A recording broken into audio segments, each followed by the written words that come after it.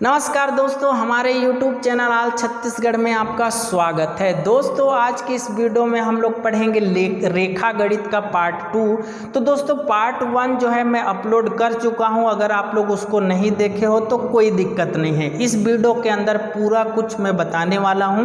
अगर उसको देखना चाहते हो तो मेरा जो है लोगो दिखाई दे रहा होगा या फिर नीचे आल छत्तीसगढ़ यहाँ पे दिखाई दे रहा होगा, उसको क्लिक करो और मेरे चैनल पे जाओ। रेखा गणित का पार्ट 1 आपको मिल जाएगा, वहां आप लोग देख सकते हो। दोस्तों आप लोग को मैं तहे दिल से स्वागत करना चाहूँगा कि मेरे वीडियो को, हर वीडियो को देखते हो और इतना ज़्यादा प्यार मुझे देते हो। मेरे को बहुत अच्छा लगता है कि मेरे बताए हुए मैथ अगर कोई पढ़ रहा है तो मुझे बहुत खुशी लगता है दोस्तों, क्योंकि मुझे जितना ज्ञान है मैं आप लोग को देने का कोशिश करता हूँ और कोशिश करूँगा कि बहुत अच्छा वीडियो बनाऊँ। अगर ऐसी प्यार बनाए रखोगे तो दोस्तों बहुत बहुत स्वागत है मेरे YouTube चैनल आल छत्तीसगढ़ में। सभी वीडियो को देखिएगा, बहुत इंपॉर्टेंट वीडियो रहता है मेरा। मैं कोशिश करता हूं कि व्यापम में जैसा क्वेश्चन आता है उसी टाइप से बनाने का कोशिश करता हूं, क्वेश्चन छांटने का कोशिश करता हूं। तो दोस्तों कुछ इंपॉर्टेंट 2-4 और रेखाओं को हम लोग को जानना पड़ेगा रेखा गणित पढ़ने से पहले, क्योंकि दोस्तों इसको अगर हम लोग इस रेखा को नहीं जानते हैं तो आगे हम लोग को हल करने में दिक्कत हो जाएगा। इसलिए मैं सोचा कि एक और वीडियो बता देता हूं। 2-4 रेखा हैं तो इसको अगर आप लोग पढ़ लेते हो तो आगे कोई दिक्कत किसी भी एग्जाम में रेखा गणित में खासकर आपको कोई दिक्कत नहीं होने वाला है दोस्तों। और मैं बताना चाहूँगा कि अभी 2 दिन से मेरा वीडियो थोड़ा सा 1-2 दिन से आगे पीछे आ रहा है, कंटिन्यू नहीं कर पा रहा हूँ मैं किसी ज़रूरी काम से। तो दोस्तों बहुत जल्दी मैं शाम को डेली एक वीडियो, कम से कम दिन भर में 24 घंटा में एक वीडियो देने का कोशिश करूँगा। अभी थोड़ा सा गैप हो जाता है, उसके लिए मैं माफ़ी चाहूँगा। और दोस्तों मैथ के साथ पूरे सब्जेक्ट को कोशिश करूँगा कवर करने का। और मंडी निरीक्षक और उप निरीक्षक का मेरे को लगता है कि डेट ज़रूर बढ़ेगा। कोरोना का जिस तरह से प्रभाव पड़ रहा है उसमें लगता है कि इसका डेट ज़रूर बढ़ना चाहिए, तो आपका सब्जेक्ट कंप्लीट हो जाएगा इस चैनल के माध्यम से। आप लोग टेंशन बिल्कुल न लें। तो चलिए हम लोग चालू करते हैं अपना इस वीडियो को और मैं बताता हूँ कुछ प्रमुख रेखा। देखिए अगर हम लोग रेखा गणित पढ़ रहे हैं, रेखा गणित, तो रेखा गणित में हम लोग को रेखाओं का अध्ययन बहुत ज़रूरी हो जाता है, क्योंकि रेखा से ही पूरा गणित डिपेंड रहता है। तो देखिए दोस्तों रेखा हम लोग पढ़ रहे हैं तो रेखा में एक तो ऐसा रेखा होता है, एक रेखा ऐसा होता है, इसको हम लोग दे देते हैं A और B। ये है एक रेखा, इसकी लंबाई कितना है अगर मैं बोलूं तो इसकी लंबाई अनंत होती है, क्योंकि इधर भी एक तीर बना हुआ है, इधर भी एक तीर बना है। मतलब इधर भी कहाँ तक जाएगा नहीं पता, इधर भी कहाँ तक जाएगा वो भी नहीं पता। मतलब इसकी लंबाई क्या होती है, इन्फिनिटी होती है, मतलब इसकी लंबाई अनंत होती है। देखिएगा दोस्तों मैं बताना चाहूँगा कि ऐसा जो रेखा जो रहता है उसके 2 प्रकार होते हैं, 2 प्रकार होता है। एक होता है सरल रेखा और एक होता है वक्र रेखा। तो दोस्तों सरल रेखा जो रहता है वो ऐसे रहता है सीधा लाइन, और वक्र जो रेखा जो रहता है वह थोड़ा सा टेढ़ा मेढ़ा हम लोग बना सकते हैं। तो अगर मैं इसमें एक क्वेश्चन करूं कि 2 बिंदु से गुजरने वाला 2 ठो बिंदु, मान लीजिए यहाँ पे मैं बना देता हूँ 2 ठो बिंदु है, इसमें कितने सरल रेखा गुजर सकते हैं, कितने सरल रेखा गुजर सकते हैं। तो दोस्तों आप लोग का आंसर होगा कि एक ही सरल रेखा गुजर सकता है, क्योंकि एकदम ये सीधा रहता है, एक सरल रेखा गुजर सकता है। अगर इस बात को आप लोग समझ गए हो तो मैं समझूंगा कि सरल रेखा को आप पहचान सकते हो। और अगर मैं दूसरा क्वेश्चन पूछूं कि एक सरल रेखा में कुल कितने, एक वक्र रेखा में कुल कितने बिंदु हो सकते हैं। एक वक्र रेखा, ऐसे मैं बोला कि एक वक्र रेखा टेढ़ा मेढ़ा होता है, ठीक है, इसकी भी लंबाई इन्फिनिटी होती है, अनंत होती है। तो मैं बोल रहा हूँ कि एक रेखा जो है कितने बिंदु से होकर गुजर सकती है, एक वक्र रेखा कितने बिंदु से होकर गुजर सकती है। मतलब अगर मैं इस टाइप से बिंदु बनाऊं, एक बिंदु, दो बिंदु, तीन बिंदु, चार बिंदु, तो ये तो टेढ़ा मेढ़ा होता है। ये कितनों बिंदु से, अनंत बिंदु से होकर गुजर सकता है वक्र रेखा। समझ गए मैं क्या बोलना चाहता हूँ। अगर मैं वक्र रेखा में और एक क्वेश्चन करूँ कि एक बिंदु से कितने वक्र रेखा गुजर सकते हैं, एक बिंदु में कितने वक्र रेखा गुजर सकते हैं, तो दोस्तों मैं बता दूं कि इसमें इन्फिनिटी मतलब कई ठो वक्र रेखा गुजर सकते हैं एक बिंदु में। एक बिंदु में कई ठो वक्र रेखा गुजर सकते हैं। मेरा इसमें क्वेश्चन क्या था कि एक ठो बिंदु में कितने वक्र रेखा गुजर सकते हैं, तो इन्फिनिटी वक्र रेखा एक बिंदु से गुजर सकते हैं। जबकि मैं बोला एक वक्र रेखा कितने बिंदु से होकर गुजर सकती है, एक वक्र रेखा कितने बिंदु से गुजर सकती है, तो इन्फिनिटी अनंत बिंदु से होकर वह गुजर सकती है, क्योंकि वह मुड़ सकती। इसके बाद अगला रेखा आता है किरण। देखिएगा ऐसा किरण, तो दोस्तों किरण रेखा जो होता है उसमें एक बिंदु होता है, एक केंद्र बिंदु होता है, वहां से होकर ऐसे गुजरता है। इसको हम लोग दे सकते हैं ये, और इसको दे सकते हैं बी।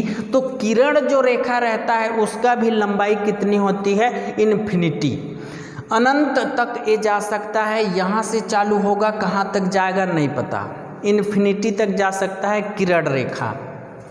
आगे हम लोग आते हैं, देखिए किरण रेखा जो है उसका लंबाई मैं बता दिया इन्फिनिटी होता है। अगला रेखा है उसका नाम है रेखाखंड।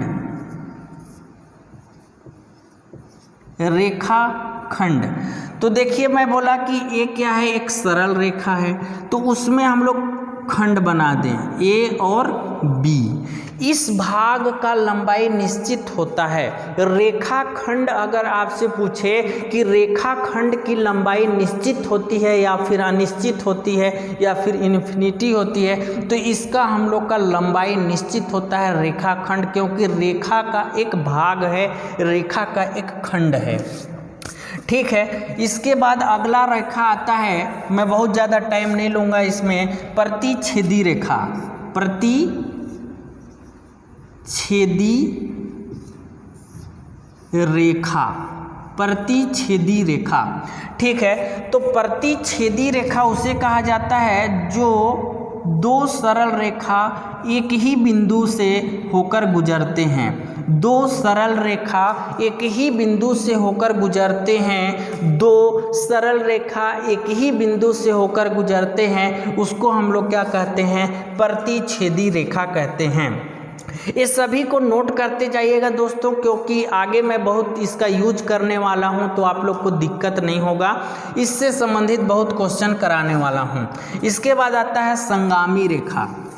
क्या रेखा, संगामी रेखा। संगामी रेखा, संगामी रेखा। तो संगामी रेखा में क्या होता है, एक बिंदु में दो या दो से अधिक रेखा गुजर सकती है।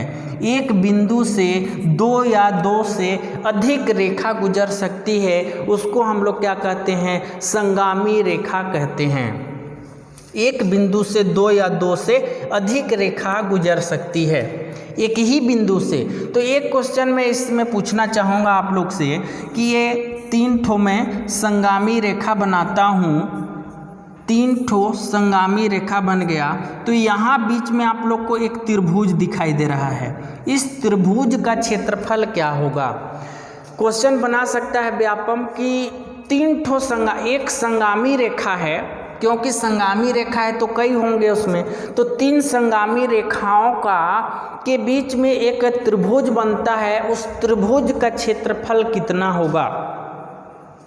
ठीक है, तो दोस्तों मैं आप लोग को बताना चाहूँगा कि इस त्रिभुज का जो है क्षेत्रफल 0 होगा, क्यों होगा 0? क्योंकि हम लोग मैं पहले बोला कि कोई भी संगामी रेखा 2 या 2 से सरल रेखा, 2 या 2 से अधिक सरल रेखा जो होता है वह एक ही बिंदु से गुजरेगा, तभी उसको हम लोग संगामी रेखा कहेंगे।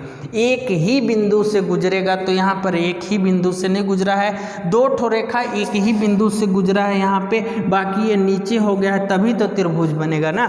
तो इसको हम लोग संगामी रेखा नहीं बोलेंगे, क्योंकि संगामी रेखा में कोई त्रिभुज हम लोग नहीं बना सकते।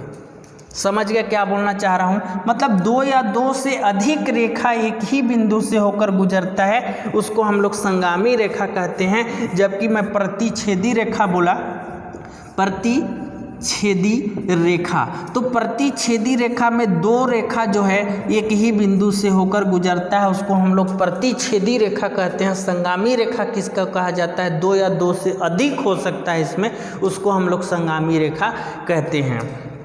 ठीक है, अगला देखिए संपाती रेखा।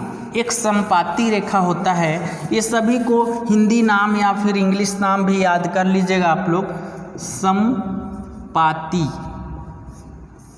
रेखा, तो संपाती रेखा ऐसा रेखा होता है ए और बी, इसी के ऊपर एकदम इसके ऊपर एक और, इसके ऊपर एक और फिर इसके ऊपर एक और। मतलब इसका परिभाषा हम लोग ये बोल सकते हैं कि संपाती रेखा का, कि एक रेखा के ऊपर 2 या 2 से अधिक रेखा हो तो उसको हम लोग क्या बोलेंगे? संपाती रेखा बोलेंगे। ठीक है, इसके बाद देखिएगा समानांतर रेखा। समांतर रेखा, समांतर रेखा। समांतर रेखा क्या होता है? बिल्कुल सीधा लाइन, ये है समांतर रेखा। इसका नाम दे देता हूँ L, M और N। ठीक है, ये है सीधी रेखा जो रहेंगे एक के ऊपर ऐसे बना हुआ रहेगा, उसको हम लोग क्या कहते हैं? समांतर रेखा, पैरेलल रेखा। तो हम लोग इसको ये बोल सकते हैं कि L जो है समांतर है M का, L जो है समांतर है M का, और दूसरा हम लोग बोल सकते हैं कि M जो है समांतर है N का। ठीक है, लेकिन ये दोनों भी समांतर हो सकते हैं। हम लोग इसको ऐसे भी बोल सकते हैं, L जो है समांतर है N का, L समांतर है N का। समझ गए? यहाँ दिख रहा है ना, L समांतर है N का। ठीक है, अगला है दोस्तों लंबवत रेखा। क्या रेखा? लंबवत रेखा। लंबवत